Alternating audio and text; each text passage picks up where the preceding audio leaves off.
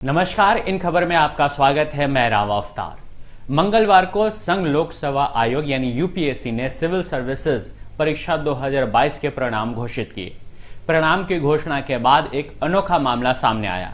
दरअसल मध्य प्रदेश के देवास की रहने वाली आयशा फातिमा और अलीराजपुर की रहने वाली आयशा मकरानी दोनों ने सिविल सर्विस परीक्षा 2022 में पास होने का दावा किया। अपने दावे को सिद्ध करने के लिए दोनों ने अपने एडमिट कार्ड दिखाए। सबसे अजीब बात यह थी कि एक ही रोल नंबर पर दो लड़कियों ने परीक्षा दी, इंटरव्यू दिया और अब दोनों का चयन 184वीं रैंक पर हुई है। आयशा के अलावा एक जैसे नाम का विवाद हरियाणा से भी देखने को मिला, जिसमें रेवाड़ी जिले के बृजमोहन के पुत्र तुषार ने दावा किया कि उनका भी सिविल सर्विसेज में चयन हुआ है और उन्होंने 44 रैंक हासिल किया है।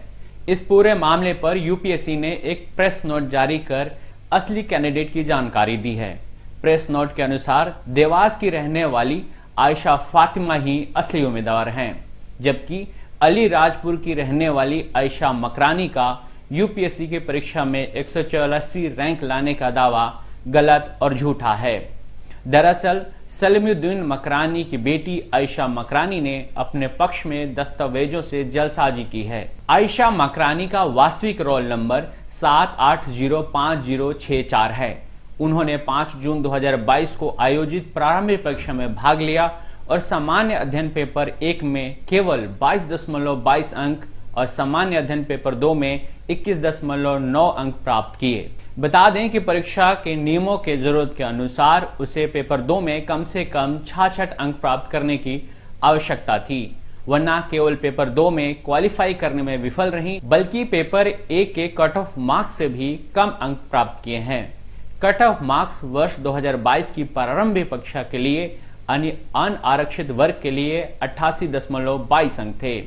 आयशा मकरानी प्रारंभिक परीक्षा के चरण में ही विफल हो गई और परीक्षा के अगले चरण में नहीं बैठ पाई। यूपीएससी ने स्पष्ट किया कि रोल नंबर 78111744 वाली नजरुद्दीन की बेटी आयशा फातिमा ही वास्तविक उम्मीदवार हैं, जिन्होंने यूपीएससी की सिविल सेवा परीक्षा 2022 के अंतिम चरण के परिणाम में 184वीं रैंक हासिल किया है। वहीं हरियाणा के रेवाड़ी के बृजमोहन के पुत्र तुषार के मामले में सच्चाई ये है कि उन्होंने सिविल सेवा परीक्षा 2022 के लिए आवेदन किया था और इस परीक्षा के लिए उसे रोल नंबर 22088860 आवंटित किया गया था।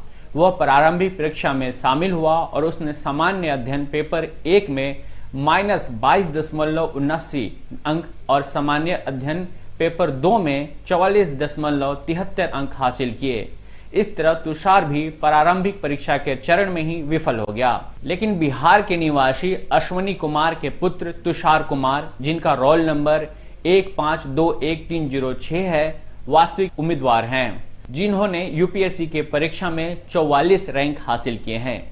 यूपीएससी ने आगे कहा कि दोनों ने केंद्र सरकार के कार्मिक और प्रशिक्षण विभाग की ओर से अधिसूचित सिविल सेवा परीक्षा 2022 के नियमों के प्रावधानों का उल्लंघन किया है। उनके खिलाफ उनके धोखाधड़ी के कृत्यों के लिए आपराधिक और अनुशासनात्मक दंडात्मक कार्रवाई पर विचार कर रहा है। देश दुनिया के खबर के लिए जुड़े रहिए इन खबर के साथ। धन्यवाद।